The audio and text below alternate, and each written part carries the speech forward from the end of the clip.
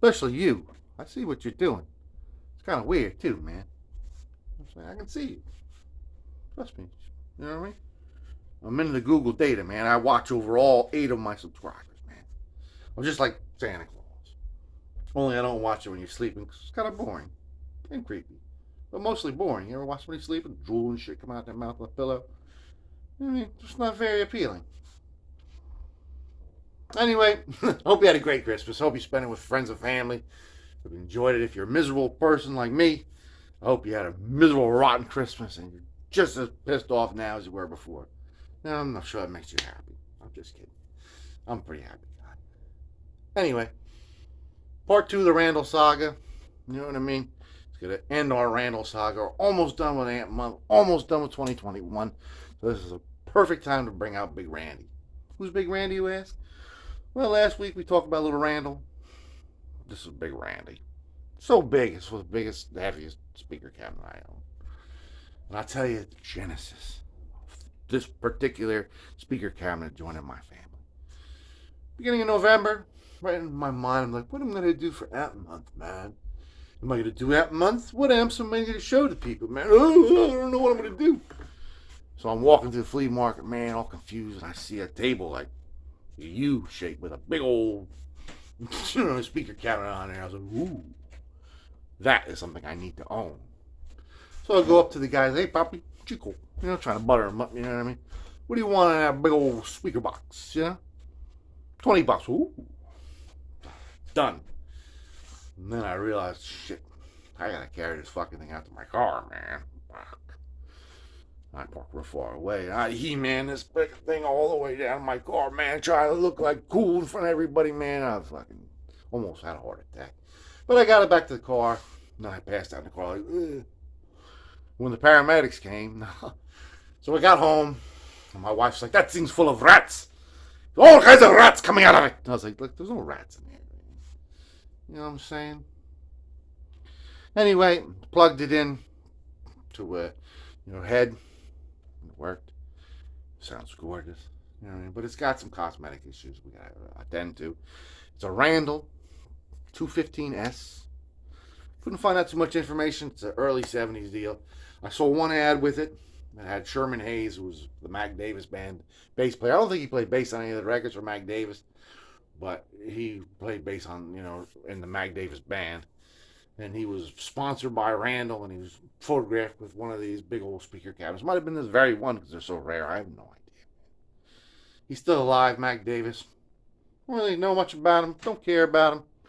Hope he watches this episode because he's, looking for his old speaker cabinet. And it could be yours, Mac, if the price is right. So I'm going to flip you around, and I'm going to show it to you. And we're going to do a couple cosmetic little tricks on a quick episode here. Wrap up this year, wrap up Ant Month for our special surprise on New Year's Eve, man. And just keep on trucking, man. So I'm going to flip you around right now and spend some time with you. Like a family should. Give me 1 minute. And there he is, Big Randy. Big Randall. He eats like a horse. This is R215S. Now it's just R2. Uncle Owen, this R2 unit's got a bad motivator. What are you trying to do, you fucking jerk? Sell me this piece of garbage droid. Anyway, man, it works. It's beautiful, man. It's a little wobbly. Got some of these little pimples. It's only got 3 of these on the bottom, but I had one in the junk drawer. It looks just like this, actually.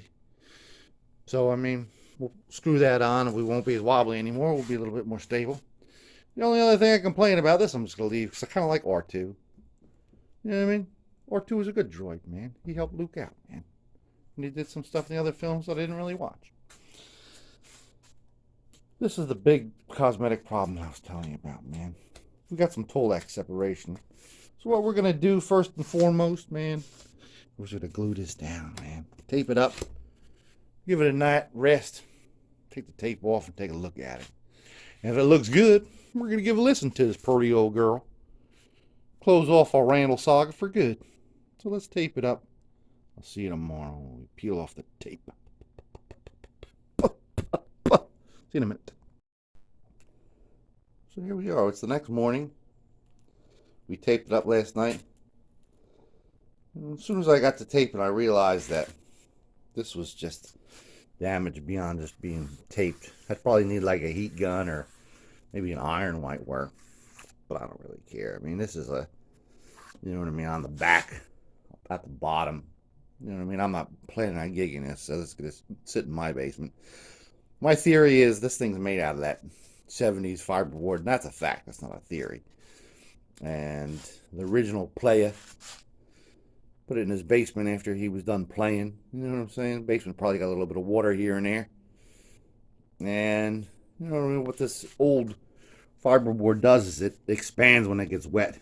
And then it, you know, contracts again when it gets dry and expands. It's probably been down there, you know, 20, 30 years, something like that. And the Tolex just couldn't take it, you know what I mean? Being expanded and contracted, so it just sort of shriveled up, man, on the side.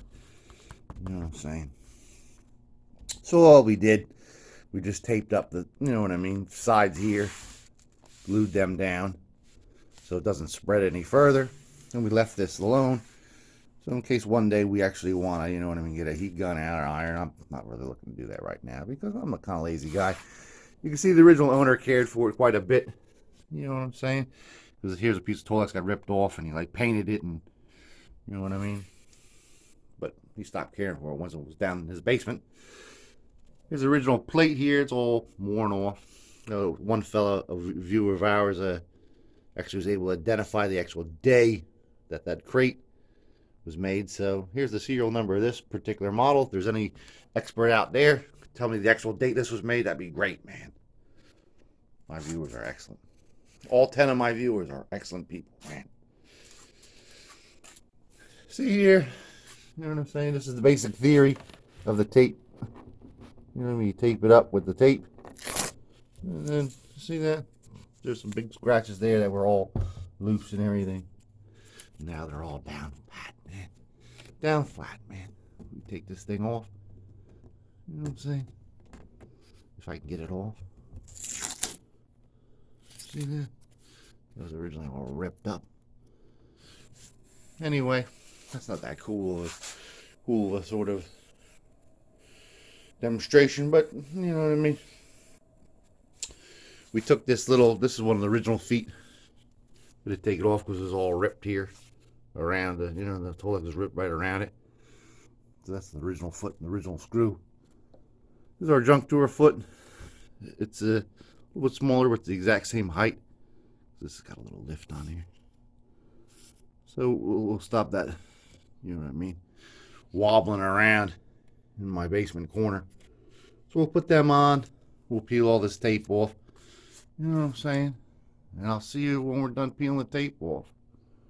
And we'll stand up straight and we'll talk a little bit more, blah, blah, blah. See you in a minute. Peace be with you. Look after yourself. So there it is, people. We don't have the Tolex all flapping off. A little bit more stable. The unit itself is more stable. You know what I'm saying? With 4 legs. You know what I'm saying? It's not all falling off. So we talked about Mac Davis Band. We talked about Sherman Hayes. Sherman Hayes right there. Now, Mac Davis is dead. He died last September. Sorry about that, Mac. You know what I'm saying? Rest in peace, my brother. Sherman Hayes, though, still alive. Either Randall sponsored the whole band other than Mac Davis. Mac Davis was, like, wrote a lot of songs for Nancy Sinatra and Elvis. In the Ghetto, I believe he wrote. What else did he write? A little bit less talk, more conversation, that's all. His whole band was sponsored, though. He wasn't sponsored by Randall, though. Thad Maxwell, the steel player. He played a Randall, right? Jefferson Cooley, he played a Randall. He was sponsored by them anyway. I don't know if he played it. There we go, Sherman Hayes, man. With this actual unit. Big R215S, man. You know what I'm saying? He's still alive, man. When I first saw this picture, I was like, wow, man. I didn't know that Leo Sayer played bass. You know what I'm saying? Leo Sayer's my man. I'd love to get a big 300 head, man. I think that Cobain played a 300 bass head, actually, for a Randall 300 bass head in his early days of Nirvana, man. I believe it was some kind of Randall 300. I don't know if it was a bass head or not. It was some kind of mismatched shit he was using. Kurt, man. Kurt. So there's some puke at the bottom here. When Mac Davis was like, I can't stand you, Sherman. Ugh. Or maybe Sherman's dog pissed on it. I don't know, man. Let's try to scrub that off. Scrub it off, man. Let's get it off of here. Take like a little brush or something. Nice for the people. Nice for the people, nice for the dog. Hey. There we go, man. It's a little cleaner. You know what I'm saying? It's not great. A little less piss, a little bit more bass playing. A little bit more bass, a little less piss. Anyway, man, let's hear this fucking thing, man. You know what I'm saying? And then we can truly say, peace be with you. Look after yourself. Peace be with you. So here we go, man. We got a guitar out to test the R2-D2, man. Why? Why is that? This is a bass cabinet, man. Well, we got our amp month mascot, the LTD, man, to test her out. Well, I want to just prove the law of polite guitar society to you, man. That you can use a bass speaker, bass amp with a guitar as much as you want, as loud as you want to do it. But you should be real careful using a bass with a guitar speaker or a guitar amp. That's just the rule, man. But in this case, man, if you're not like a trouble lover, listen to that, man.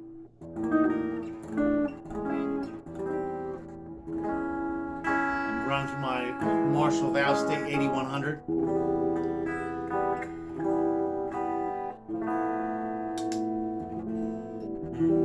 Doesn't that sound gorgeous? The big 215. So, the only reason I'm really glad that Christmas is over is because I'm tired of hearing subpar Christmas music, man. I love Christmas music.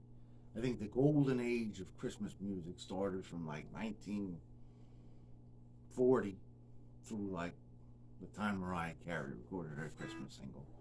I love that song. I'm sorry, it's a guilty pleasure, but that's I think the last great Christmas song ever recorded, man. I think there should be a rule that nobody can recover any Christmas music recorded in the past after that date, because it's all dog shit. Christmas Day, I was sitting with my little daughter and we were listening to like Sirius or whatever it is, you know what I mean? Christmas music is being pumped into us. And I think Hall & Oates were doing Jingle Bell Rock. She's like, what is this? This is dog shit, you know what I mean?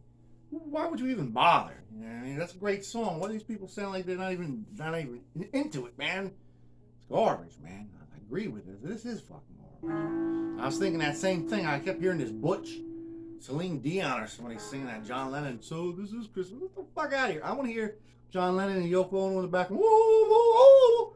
I love that song. I don't want to hear some fucking bullshit. Just don't record it. Write your own fucking song. Have one of your million songwriters write you a good song that's better than that song. Come on.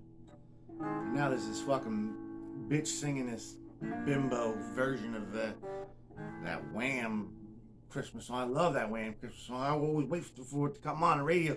Now it comes on and it's like half the time it's this Taylor Swift sound. It might be Taylor Swift herself. I don't know, but it's horrible. Hang your head in shame, man. You're diluting my Christmas pleasure, man. And that's the only reason I'm glad Christmas is over. The subpar dog shit, man. Covers, man. Great Christmas songs, man. Don't do it anymore. You're embarrassing yourself. Please. Please. So anyway, man, this episode we've kind of talked about Mac Davis. You know what I'm saying? We played tribute to him with his Randall, with the Randall boys, his Randall band. So this song he wrote, man, it's kind of like a post-Christmas song. As the snowflakes fall on a cold and gray Chicago morning, another baby born in the ghetto, and his mama cries, 'cause another thing that she don't need is another hungry mouth to feed in the ghetto. I think that's Whitney Houston's mother, man. In the ghetto. That's a big fucking famous moment, man. Rest in peace, Mac Davis. God bless you, man. We have one more episode this year. A special announcement. The Derelects are releasing an album on the 31st. Probably won't be streaming on live platforms until shortly after the New Year for technical reasons. Putting the finishing touches on it, man. The original lineup of the Derelicts, I'll give you a little bit more details next week. Peace be with you. Mac Davis again, rest in peace, man. God bless you. See you soon. If there is a soon, which I hope.